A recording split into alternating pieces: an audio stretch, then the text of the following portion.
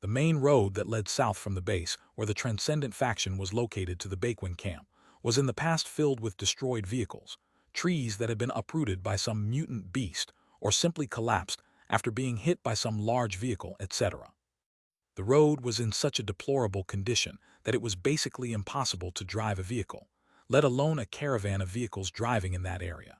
It was simply undoable unless a large number of human power was mobilized to slowly remove the trees and move the vehicles or other obstacles out of the way.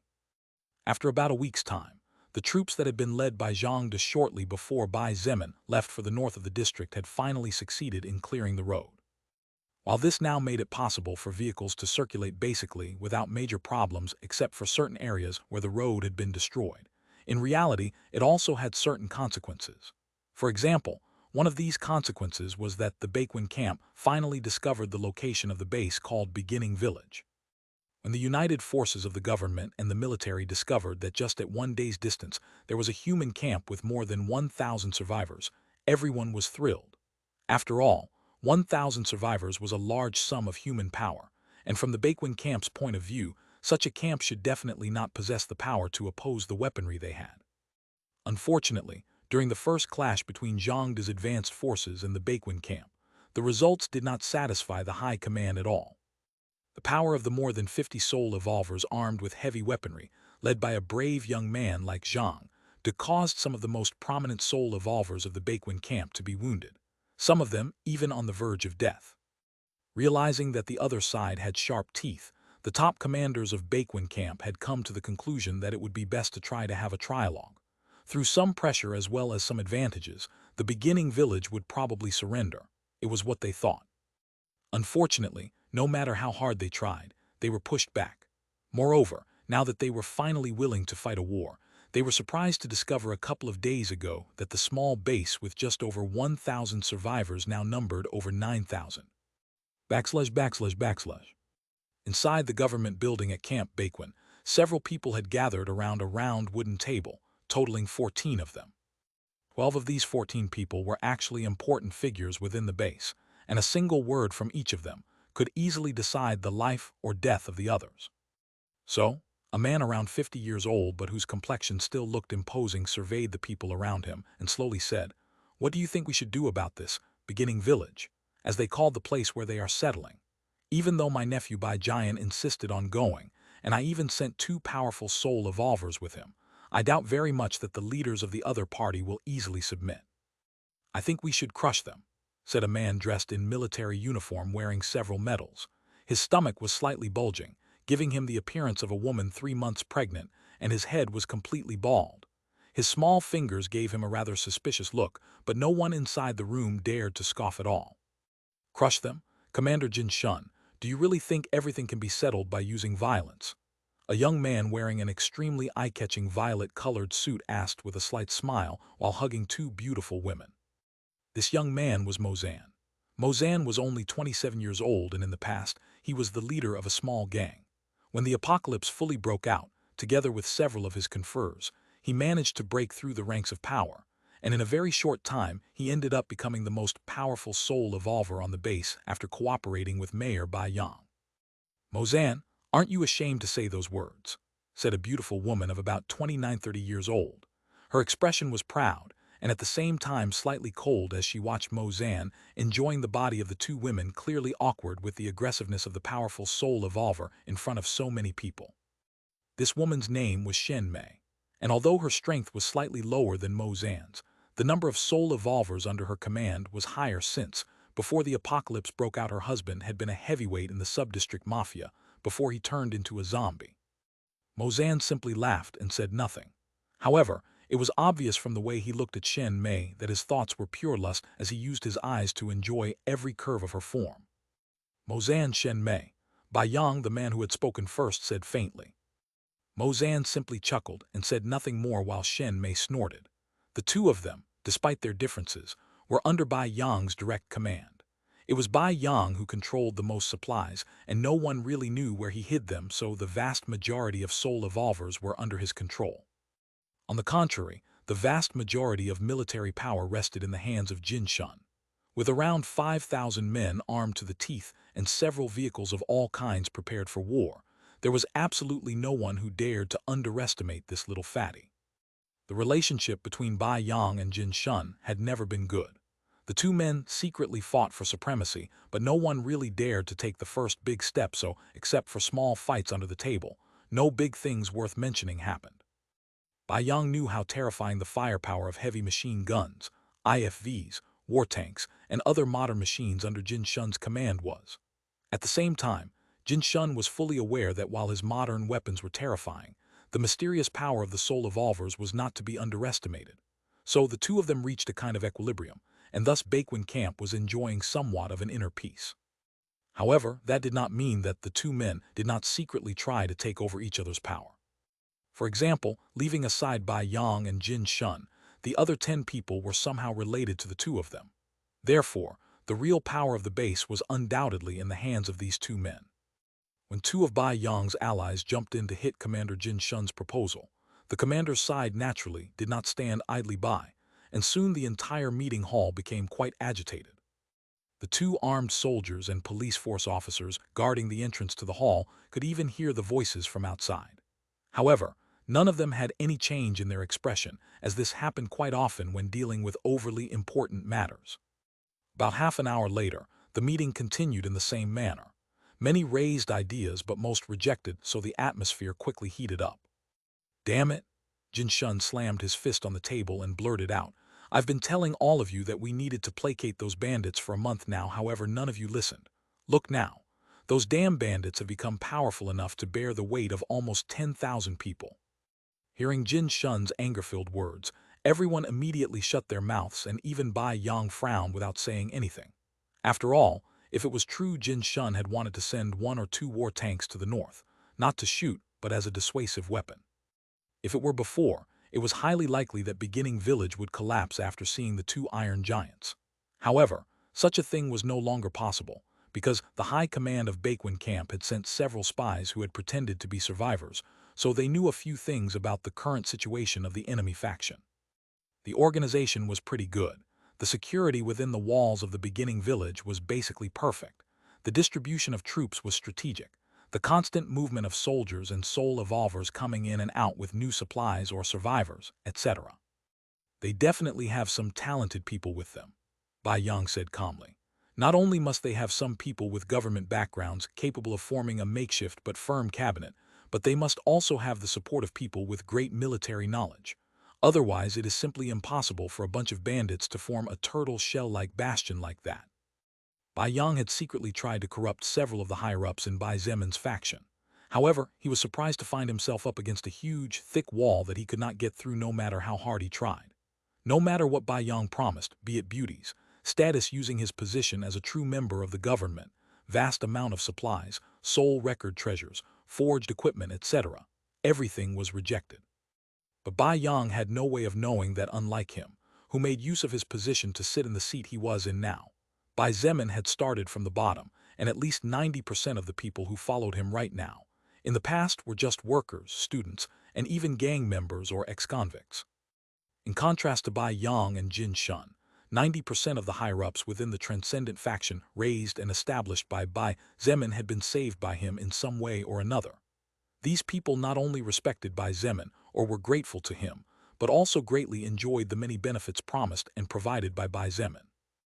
Moreover, unlike Bai Yang and Jin Shun, who relied on the power of other people or modern weaponry, Bai Zemin was truly terrifying. All those who saw him in action at least one time had already lost all intention of betraying him, because they instinctively knew that this young man who was once just a normal college student would definitely rise to great heights. In the Transcendent faction, everyone knew that Bai Zemin was considerably fair. He did not mistreat those who did not deserve to be mistreated, did not murder those who did not deserve to be murdered, bestowed honor and glory on those who deserved it, and even did not make use of his power to take private property from others. Therefore, the vast majority preferred to follow him in silence rather than risk losing everything for a small improvement in status. If the traitors won, then all would be well. But if they failed, it was clear to everyone that Bai Zemin was by no means merciful, and even he himself made it clear that the traitors would be slaughtered and their families enslaved. No one wanted to risk before such punishment. Now that you mention it, didn't a girl named Wu Yijin claim to be Premier Wu Jianhong's granddaughter? Jin Shun suddenly looked at Bai Yang and leaned back in his chair as he slowly said, "Mayor Bai, don't you think you should cede your position to this girl with the last name Wu?" HMPH, Bai Yang snorted. How could Bai Yang not understand the thoughts of an old fox like Jin Shun?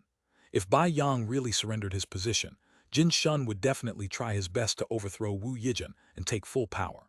After all, in Jin Shun's eyes, dealing with an immature 23 or 24-year-old girl should not be too challenging compared to dealing with a cunning old man like Bai Yang. Just because that girl has the surname Wu doesn't mean anything. Bai Yang sneered. Does someone who has the surname Xuanyuan immediately become a relative of Sir President?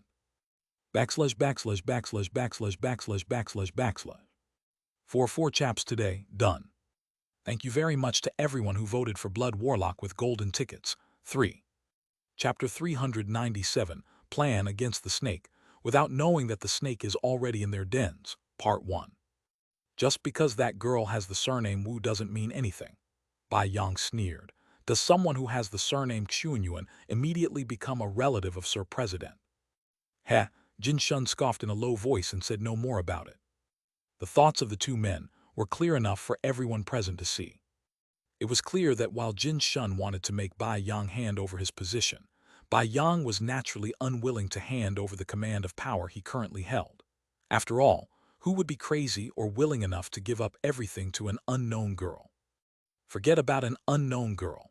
Even if that girl named Wu Yijin really was the granddaughter of Premier Wu, Jianhong, a person whose ambitions were growing more and more like Bai Yang, would definitely not give up his strength so easily. Now that the world had changed and the old society collapsed, everyone had their own thoughts. Bai Yang and Jin Shun were no different. Both men were ambitious enough to want to build a new China from the ashes of the old one and become the founding fathers of the new motherland. It had been almost 2 months, but the central government had sent no sign of any movement, so everyone firmly believed that the top leaders had fallen, or at least were not in a good enough situation to worry about anything other than themselves. Therefore, no one feared being labeled a traitor of the country. Besides, the winner was the king, and the loser was the thief. Whoever succeeded in unifying all of China again will be the true hero regardless of whether they were a rapist or a serial killer in the past. History books were written the way the winner wanted them to be written. Besides, even if that Wu Yijin girl really is the prime minister's granddaughter, she doesn't have the qualifications to revoke the position Wu Jianhong himself bestowed on me. Bai Yang finished, as he saw the weird looks he was getting even from some of his allies. Damn old fox, Jin Shun snorted in his heart. Bai Yang's words were in a certain way true. After all, what if Wu Yijin really was the prime minister's granddaughter? It wasn't as if she could do anything about it anyway. Back to the main point. According to reports, the leader of the other side seems to be named Bai Zemin. Bai Yang picked up a stack of documents and frowned. Although we managed to attract some soldiers from the other side as spies, they are actually just lower caste soldiers with no real position within the enemy establishment. In short, you spent resources for nothing. Jin Shun tried to put as much pressure on Bai Yang as possible whenever the opportunity appeared. Indeed, when Jin Shun said those words, the face of everyone inside the hall changed slightly, and they looked at Bai Yang with questioning eyes. Resources were extremely valuable, even more so after discovering that the land seemed to be experiencing certain problems, as no matter how hard they tried, all the planted seeds ended up strangely dying. Under such negative circumstances, every grain of rice consumed was 1 grain of rice less, and while it was true that Baekwon Camp enjoyed a good amount of meat, the reality was that, with over 20,000 survivors to take care of, the daily consumption was just too high. In contrast to Bai Zemin, who possessed power high enough to go into a forest plagued by mutant beasts on his own, the soul evolvers of Baekwon Camp needed to plan for several days and set up large hunting teams before going into enemy territory. Therefore, it was no easy task to hunt mutant beasts and get the meat. In fact, there were many times when the losses outweighed the gains. Although the Baekwon Camp had a special soul evolver that possessed the ability to lure mutant beasts out of the forest, no one dared to accept the idea of luring the enemy out of the den. This was because if they managed to lure a few unclassified beasts, then all would be well. But if they lured several first order to a large number of several thousand unclassified creatures, then the security of the camp would be compromised. Under such circumstances, where everyone was aware that a single mistake meant the end of everything, no one dared to be too bold. As a result, The Baekwon camp could barely sustain itself with the current daily consumption, but if things continued like this, they would definitely be meeting their doom in the not-too-distant future. Precisely because of this, everyone's expression turned a little ugly as they looked at Bai Yang after hearing that he had been wasting resources. Bai Yang's expression also changed slightly as he perceived the change in the atmosphere. He was fully aware that despite controlling half of Baekwon camp's forces, the truth was that a single mistake was all that was needed to fall from the paper throne on which he was sitting. However, Bai Yang soon calmed down. Without saying a word, he took a picture out of the folder in his hands and silently passed it to the person next to him. The person next to Bai Yang was a middle-aged woman of around 50 years old. However, despite having already reached such an age, there were hardly any wrinkles on her face that instead of making her look old gave her an extra touch of maturity, and even the few strands of white hair looked like ornaments among her lustrous, jet-black hair. The name of this woman was Bai Wei. She was Bai Yang's younger sister and Bai Jian's mother. At the same time, Bai Wei was also the person in charge of controlling the police forces in place of Bai Yang, so her power could not be underestimated at all. Bai Wei's eyes flashed quizzically as she saw the picture before her and asked a little surprised, "Who is this young man?" Bai Yang looked at her sister and secretly sighed as he noticed how her breathing seemed to turn slightly heavy. Bai Wei was actually a soul evolver as well. While her level was below 15, she had enough strength to protect herself in most normal cases, and her beauty had also returned to when she was around 40. The only problem was that she was a bit prurient when it came to young men, and Bai Yang was fully aware that the young man in the picture was undoubtedly the most handsome man his sister had ever seen. Therefore, it was understandable her reaction.